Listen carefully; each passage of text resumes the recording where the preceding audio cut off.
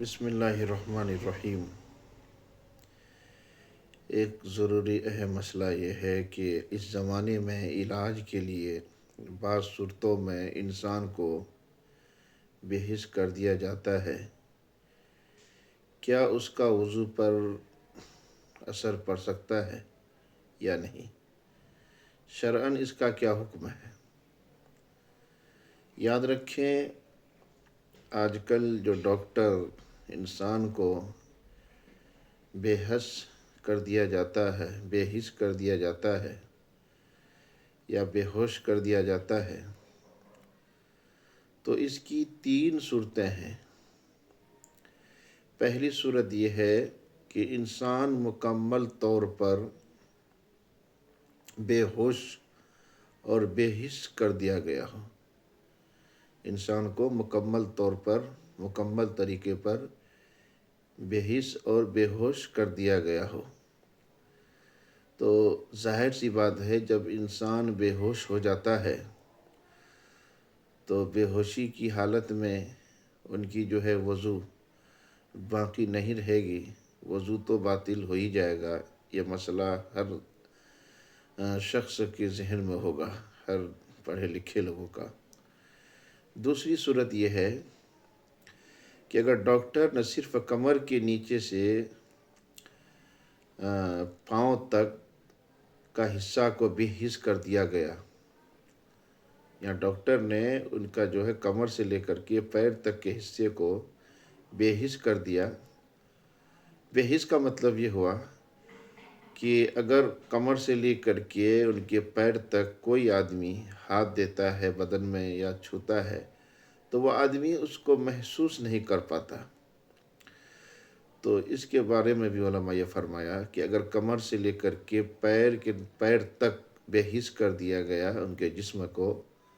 سن کر دیا گیا، تو اس صورت میں بھی وضو باقی نہیں رہے گا، وضو ٹوٹ جائے گا۔ وضو ٹوٹنے کی وجہ یہ ہے کہ انسان کا وضو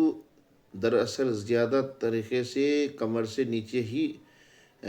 دونوں راستے جو ہوتے ہیں، دبر ہو گیا، اسی طرح پائخانہ کا راستہ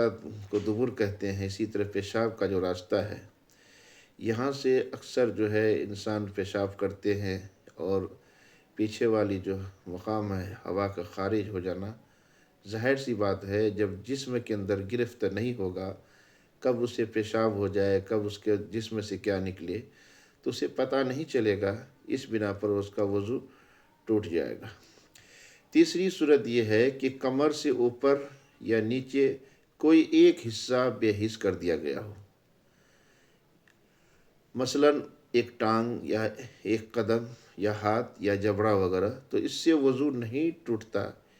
یہ غشی کے حکم میں نہیں ہے۔ سبیلین سے اگر کچھ نکلتا ہے تو وہ اس کا ادراک کر سکتا ہے، لیکن پیر ہاتھ میں کسی ایک اعضاء کو سن کر دینے سے اس سے وضو نہیں ٹوٹے گا، لیکن اگر کمر کے نیچے سے پیر تک کا حصہ کو سن کر دیتا ہے، بے حس کر دیتا ہے، تو اس سے وضو ٹوٹ جائے گا۔ خلاصہ یہ ہے اس مسئلے کا کہ اگر کسی آدمی کو ڈاکٹر علاج کے لیے ان کے جسم کو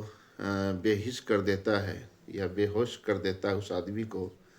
تو یہ تو معلوم ہے کہ بے ہوشی کی وجہ سے وضو ٹوٹ ہی جاتا ہے۔ اور دوسری صورت میں یہ بتایا کہ اگر کمر سے لے کے پیر تک ان کے جسم کو بے حس کر دیا جائے، بے جان کر دیا جائے، اور تو اس کو اگر کوئی آدمی چھوئے اور چھو کر کے اس کو محسوس کر دلانا چاہے تو وہ آدمی جس کے جسم کو بے حس کیا ہے تو محسوس نہیں کر سکتا، تو لہٰذا 2 صورتوں میں آپ کا وضو ٹوٹ جائے گا، ایک مکمل بے ہوشی کی ہونے کی وجہ سے، اور دوسرا جو ہے کمر سے لے کے نیچے تک بے حس کر دیا گیا ہے اور آپ محسوس نہیں کر پا رہے ہیں، آپ اپنے ریح کو، اسی طرح جو پیشاب وغیرہ کو آپ جو ہے کنٹرول نہیں کر پائیں گے، اس لیے کہ آپ کا جسم کو سن کر دیا گیا ہے۔ تیسری صورت یہ ہے کہ کمر یا کمر سے اوپر